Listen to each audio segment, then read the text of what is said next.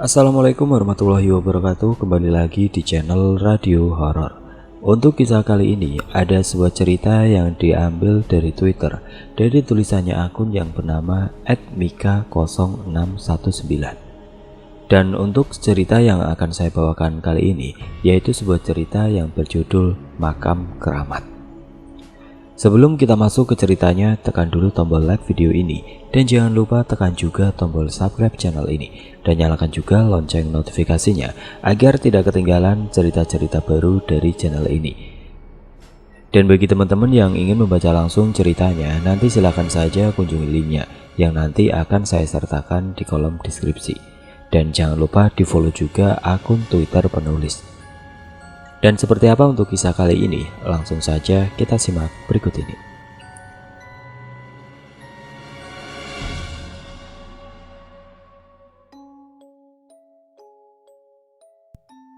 Makam Keramat. Disclaimer, nama pemakaman sengaja kami samarkan. Namaku Chandra. Suatu kali aku diajak oleh teman sekantorku, Dimas, ke kampung halamannya di daerah Banten Selatan. Nama desanya C. Letak desanya tidak terlalu jauh dari pantai. Memang wilayah kampung temanku ini merupakan pesisir selatan Banten yang menghadap Samudra Indonesia. Dimas anak kedua dari 3 bersaudara. Ayahnya telah meninggal beberapa tahun lalu, sedangkan ibunya saat ini tinggal di rumah bersama si bungsu, seorang gadis yang sedang bersekolah di kelas 11 SMU. Kakak sulungnya laki-laki sudah menikah. Dia beserta keluarganya bertempat tinggal tidak terlalu jauh dari rumah ibunya. Hari Sabtu pagi kami berangkat dari Jakarta dengan menggunakan kereta komuter lain. Bersepakat janjian bertemu di stasiun Tanah Abang dengan tujuan menuju ke kota Rangkas Bitung. Dari sana kami masih harus menyambung transportasi dengan bis dampling. Benar-benar daerah antah berantah. Sebelumnya temanku ini kerap bercerita tentang kampung halamannya yang katanya masih kental nuansa mistisnya. Saat itu sih, mendengar ceritanya aku iya-iya saja sambil sesekali menahan tawa. Aku dahulu tidak mempercayai hal-hal mistis. Bagiku dunia mistis itu hanya isapan jempol tahayul belaka. Halusinasi mereka yang mengalaminya. Ada yang jauh lebih menarik keinginanku untuk turut ke kampung halaman temanku ini, yakni mengunjungi pantai. Aku melihat di Mbak Google, pantai-pantai di sana indah-indah, masih alami, lumayan untuk sejenak menghilangkan penat dari rutinitas pekerjaan kantor dan hiruk-pikuk kota Jakarta. Sementara kepulangan Dimas sendiri adalah untuk menghadiri acara 1000 hari meninggalnya ayahnya. Dia beserta keluarga bermaksud menyelenggarakan selamatan pengajian di rumahnya. Di kampung gua masih ada kepercayaan kalau orang yang meninggal karena sebab yang nggak wajar, kayak misalnya kecelakaan, maka arwahnya bakal gentayangan, ngedatengin tetangga-tetangga. Orang kampung gua nyebutnya marakayangan. Makanya kalau ada yang baru meninggal malamnya suka sepi banget. Orang pada takut keluar-keluar. Papar Dimas. Katanya itu, arwah orang yang baru meninggal suka ngetok-ngetok pintu rumah orang-orang sambil bilang, "Tolong, tolong, tolong." Ah, masa sih? Sanggaku tidak percaya. Emang lo sendiri pernah ngalamin pintu rumah lo diketok setan? Sambungku. Seingat gua ya belum sih. Janganlah, jangan sampai. Naudzubillah. Ih, serunya. Tapi kata ibu gua, waktu gua masih kecil, kejadian lo, pintu rumah diketok. Gua sendiri gak inget sih kejadiannya, sambungnya. Nah, kalau lo aja baru denger katanya-katanya, berarti boleh jadi itu semua cuma karangan-karangan doang, sekedar kepercayaan yang gak bisa dibuktikan kebenarannya. Bantahku lagi, menguatkan argumen tidak percayaku. Tapi beneran deh, tempat gue masih kuat kepercayaan sama hal-hal mistis gitu. Lo nanti jangan sok-sokan ya. Ntar kalau lo disamperin setan, gue gak tanggung jawab. Ancamnya sambil nyengir. Iya, santai aja sih. Siang harinya kami tiba juga di kampung Dimas. Sebelum ke rumahnya, Dia mengajakku untuk mampir ke pemakaman terlebih dahulu, tempat ayahnya dikebumikan. Komplek pemakamannya terletak di pinggir jalan. Terdapat sebuah bukit kecil. Suasananya teduh oleh pepohonan. Namun terdapat 2 pohon yang paling besar. Yang satu tumbuh di bukit kecil itu, satu lagi di tengah makam. Pohon yang di tengah makam lebih besar lagi.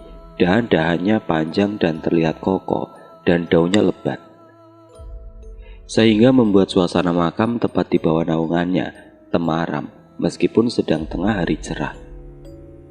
Pusara ayah Dimas posisinya di sisi pemakaman, dekat dengan jalan. Jadinya memudahkan untuk berziarah, tidak terlalu banyak melewati deretan nisan-nisan. Aku dan Dimas bersimpuh di pusara kuburan ayahnya. Lalu dia membacakan doa-doa, aku pun demikian. Selesai berdoa, Dimas mengelus-ngelus batu nisan yang bertuliskan nama ayahnya, seolah sedang membelai rambut ayahnya dalam tidur panjangnya. "Bapak, Dimas pulang dulu ya," katanya. Aku menyapu pandanganku ke sekeliling makam.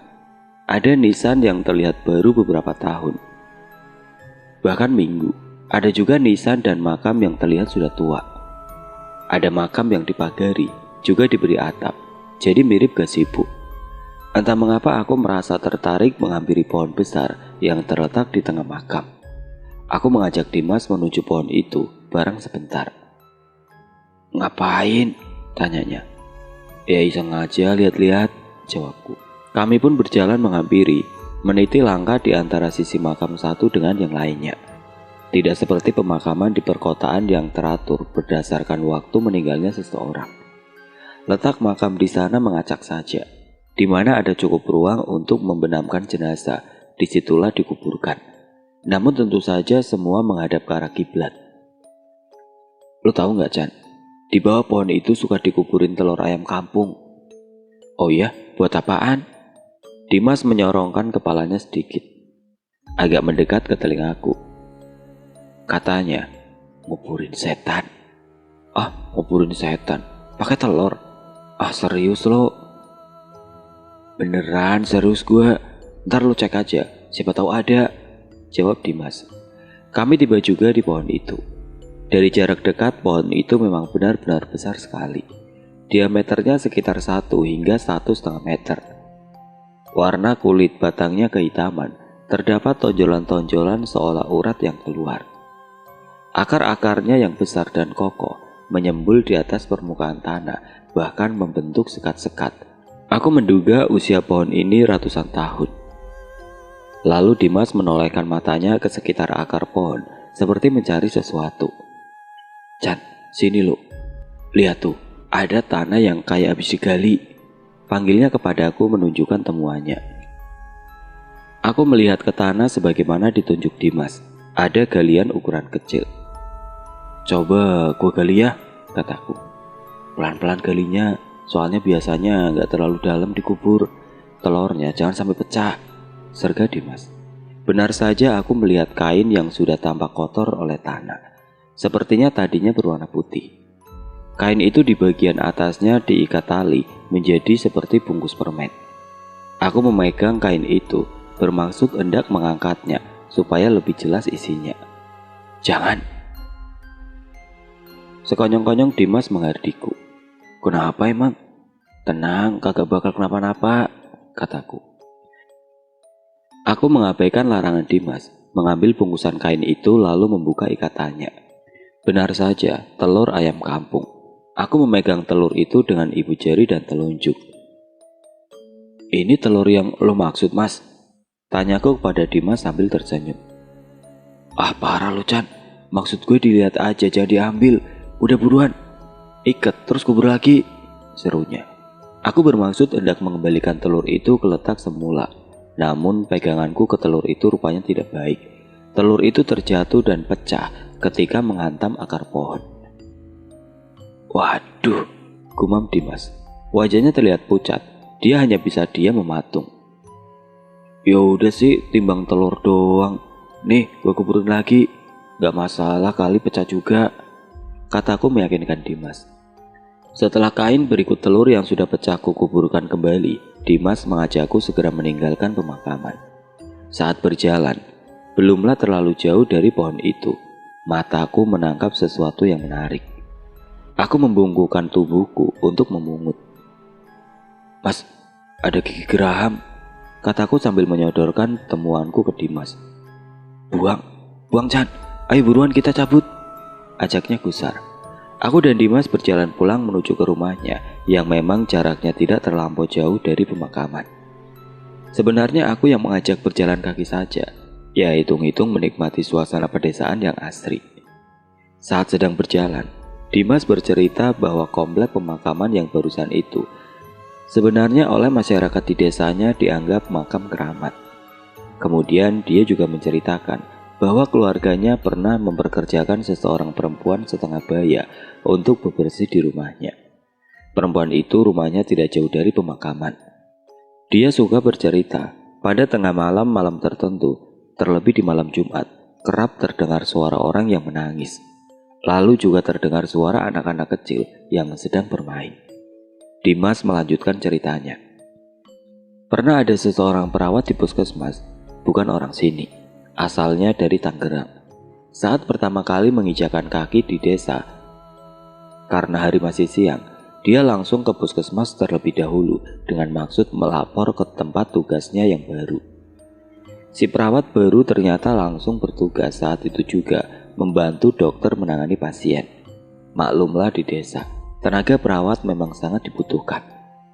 Malam sekitar pukul 8 dia menyelesaikan jadwalnya dan bermaksud menuju penginapan yang berdasarkan informasi letaknya dekat alun-alun desa. Dengan alasan dia ingin melihat suasana dan merasakan kesejukan desa, dia memilih berjalan kaki ketimbang menggunakan ojek motor. Di tengah perjalanannya dia melewati pasar malam. Keesokan harinya saat bertugas, rekan sesama perawatnya menanyakan semalam pulang jam berapa dan siapa yang mengantar. Dijawabnya sendiri saja dan dia tidak merasa takut karena semalam ramai, ada pasar malam. Mendengar penuturan perawat baru itu, rekannya menjadi bingung. Karena setahu dia sedang tidak ada pasar malam. Ketika perawat lama menanyakan lewat jalan mana perawat baru itu berjalan, dia lalu menjelaskan arah jalannya. Perawat lama terkejut karena lokasi itu adalah lokasi makam keramat. Perawat baru itu hanya tahan seminggu. Dia mengajukan dipindah tugaskan. Katanya dia trauma atas kejadian malam pertama yang dialaminya. Dimas mewanti-wanti kepadaku agar nanti jangan menceritakan kejadian pecah telur ke orang rumahnya. Dia lalu berharap semoga tidak ada kejadian apa-apa. Melihat gelagat Dimas membuatku jadi was-was kepikiran juga. Tidak menyangka hal yang menurutku sepele jadi sedemikian serius. Sore harinya Dimas mengajakku ke pantai. Dengan berboncengan mengendarai motor, kami ke pantai yang jarak dari rumahnya hanya kurang dari setengah jam perjalanan. Benar saja, pantainya indah sekali, berpasir putih. Ombaknya lumayan tinggi, tipikal pantai selatan Jawa. Aku enggan untuk berenang. Dimas pun memang menyarankan jangan, berbahaya katanya. Akhirnya kami hanya sekedar main air saja di pantainya, menikmati sore hari. Saat matahari tenggelam, pemandangannya lebih indah lagi. Cahaya keemasan berpendar di ufuk barat.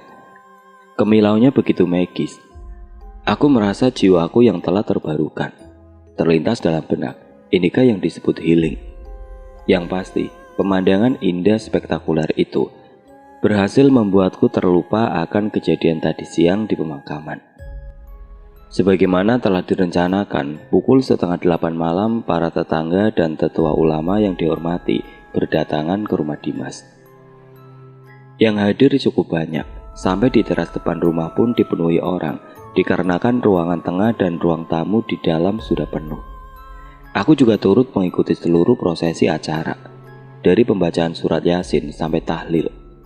Pukul 8:30 malam acara pun selesai. Satu persatu tamu undangan beranjak pulang, tinggallah pihak keluarga Dimas dan aku merapikan kembali ruangan. Karpet dan tikar digulung kembali, kemudian bangku sofa diletakkan kembali ke ruang tamu dan ruang tengah. Selesai semuanya, kami pun melanjutkan dengan bersantai mengobrol di teras samping rumah. Suasana malam itu terasa nyaman sekali, sejuk dengan semilir angin. Sekitar teras adalah kebun berukuran sedang yang ditanami pohon mangga, pohon pisang, pohon melinjo, dan pohon sukun. Juga ada pohon singkong dan tanaman lainnya seperti salam, cabai, pandan, dan tanaman-tanaman hias kesayangan ibunya Dimas yang aku tidak tahu namanya. Pikirku enak juga tinggal di desa. Semuanya bisa didapat dari kebun atau halaman sendiri tanpa harus membeli. Seperti pisang goreng, sukun goreng, dan singkong goreng, dan rebus yang malam itu menjadi teman cemilan kami. Apalagi saat itu juga ditemani kopi dan teh tubruk. Sungguh kebahagiaan yang sederhana dalam makna sesungguhnya. "Kamu di kantor bagian apa, Chan?"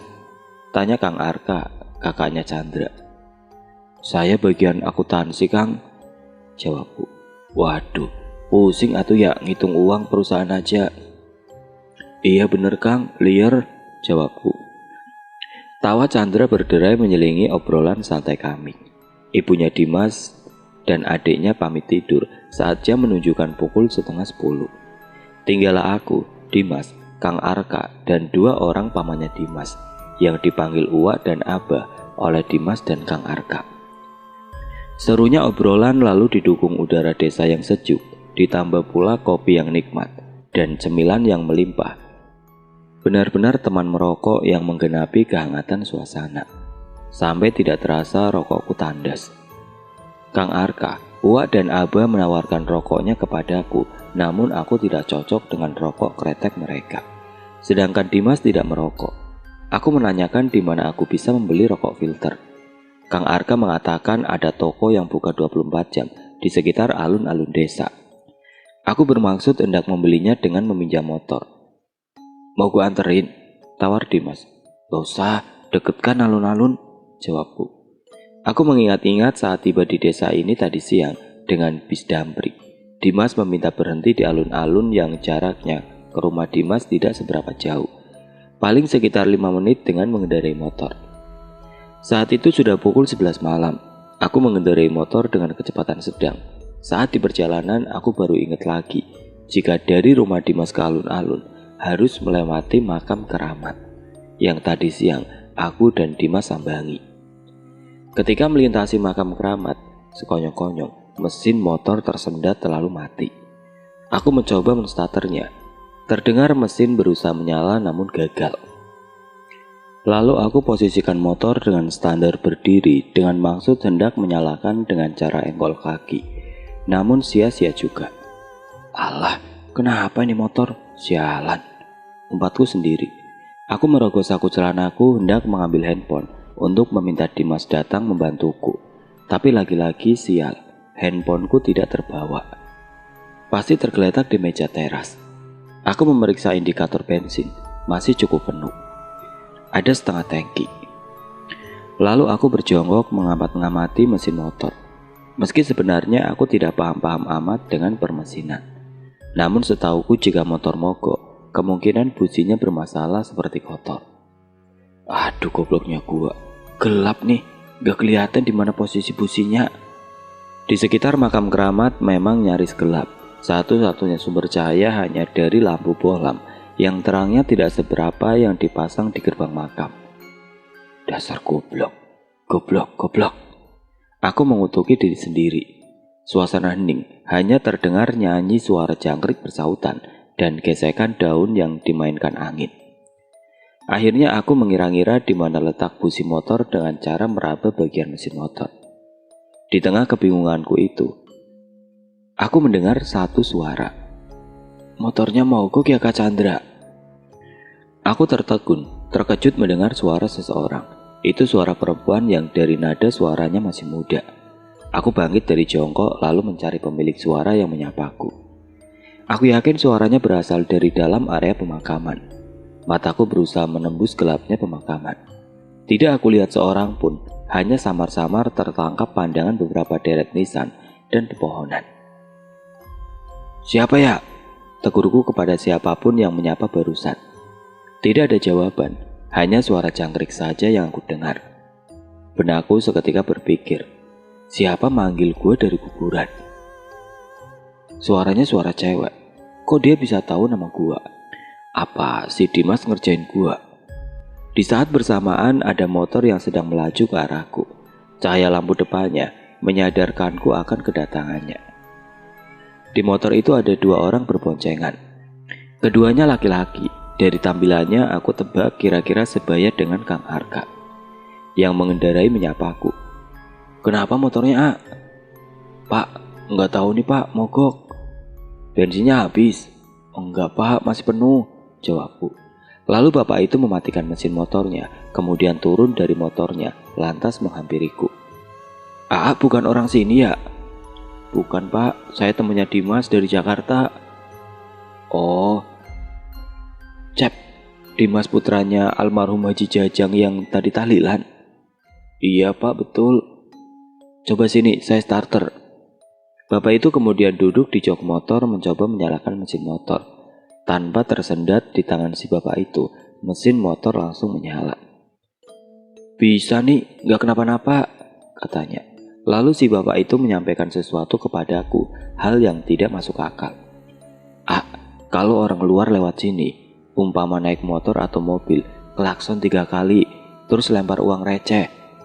Ya, uang receh 500-an lah," sarannya. "Oh gitu ya Pak, saya nggak tahu. Makasih bantuan sama infonya Pak," jawabku. Lalu aku teringat sesuatu. Cewek yang menyapa aku. Aku menoleh-nolehkan kepalaku, mencarinya. "Cari siapa, A?" tanya bapak itu saat melihat aku yang seperti kebingungan. "Itu Pak, tadi sebelum bapak datang kayak ada yang manggil saya. Tapi saya lihat-lihat nggak ada orangnya," terangku sambil nyengir grogi ke bapak itu. "Oh, biasa. Udah, biarin aja. A-nya mau kemana? Ayo barengan," ajak si bapak. Kami pun beranjak dari tempat itu. Tidak lama kemudian tiba juga di alun-alun. Lalu si bapak dengan pemboncengnya melanjutkan perjalanan. Aku pun mendapat rokok yang aku cari dan bersiap kembali lagi ke rumah Dimas. Kali ini perjalanan menuju arah pulang ke rumah Dimas. Hatiku merasa was-was. Baru kali ini aku merasa gentar akan melewati suatu lokasi. Aku ingat pesan bapak yang membantuku saat motor mogok tadi. Harus menyalakan klakson, harus menyalakan klakson. Harus melempar koin, harus melempar koin. Pikiran nyeleneh menggodaku. Bagaimana jika seandainya klakson motor tidak berfungsi? Atau tidak ada uang receh? Apa yang akan terjadi? Ada-ada saja, memang sesuatu yang di luar nalar logika. Saat motor mulai melalui ujung timur makam keramat yang ke arah alun-alun, aku nyalakan klakson motor 3 kali, lalu aku lemparkan uang receh 500-an. Motor melaju tanpa hambatan. Mesin motor tidak menunjukkan gejala tersendat. Di ujung barat makam yang terdapat bukit kecil sebagaimana aku ceritakan di awal kisah. Saat aku sedang melajukan motor, di atas bukit itu mataku menangkap ada sesuatu yang bergerak.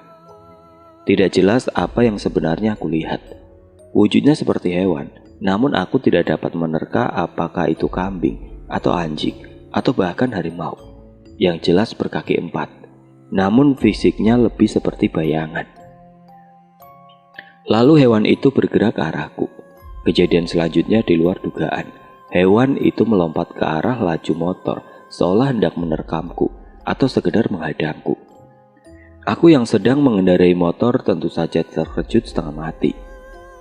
Setang setir motor oleng, namun untung saja aku bisa menguasai keadaan tidak sampai terjatuh.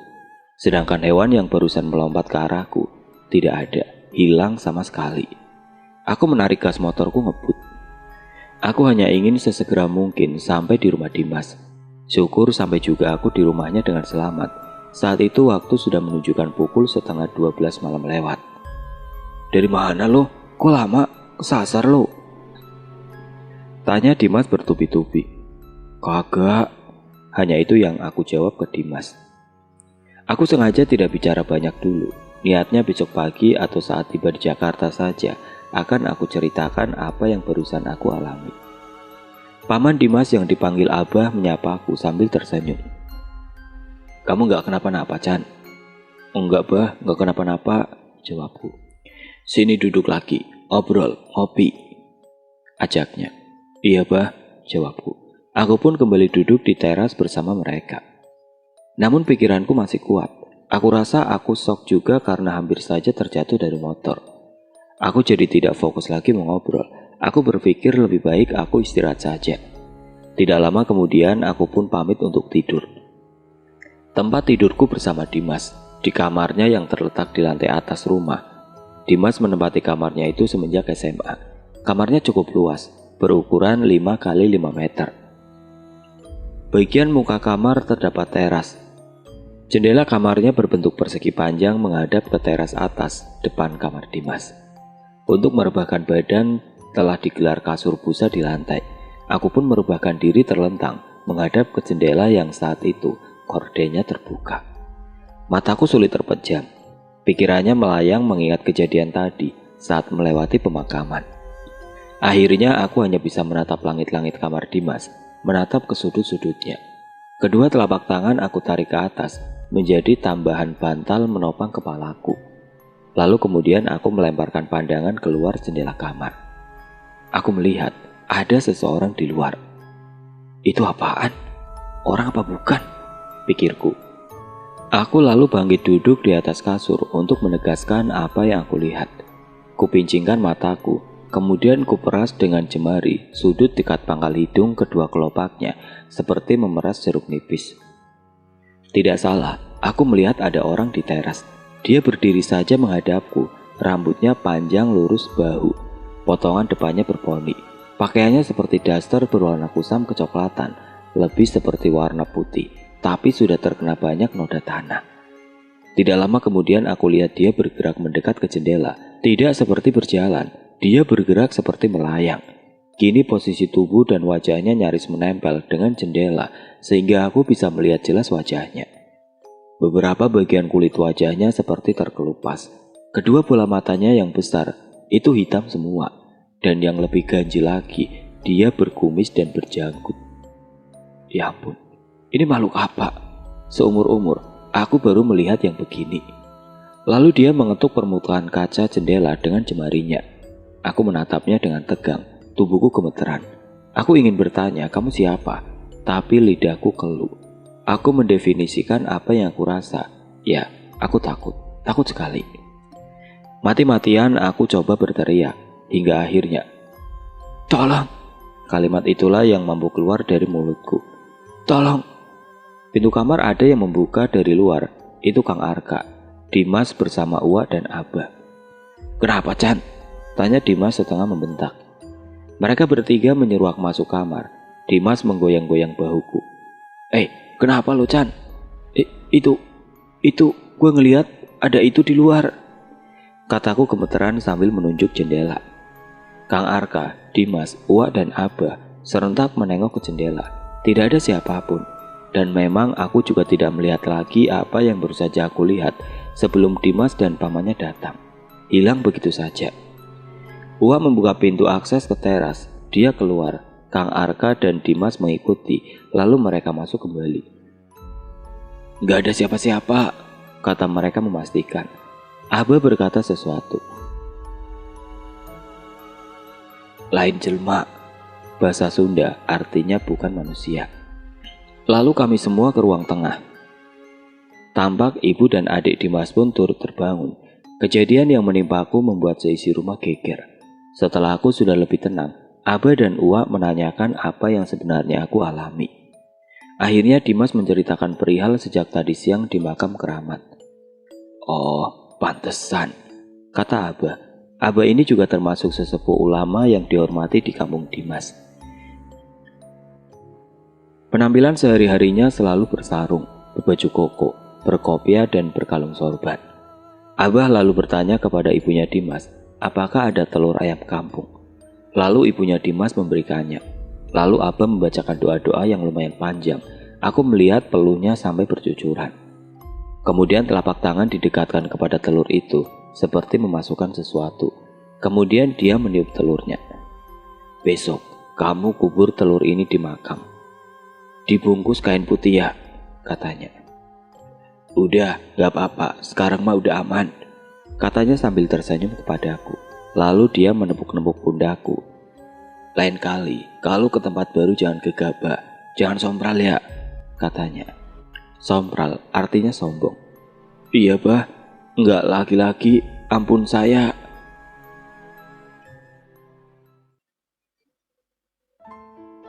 Oke teman-teman, seperti itulah akhir dari kisah ini. Semoga apa yang sudah saya sampaikan dalam kisah ini dapat dijadikan pelajaran untuk kita semua. Dan bagi teman-teman yang baru bergabung, jangan lupa untuk like, komen, share, serta subscribe channel ini. Dan nantikan kisah-kisah horor berikutnya tetap di channel Radio Horor. Wassalamualaikum warahmatullahi wabarakatuh.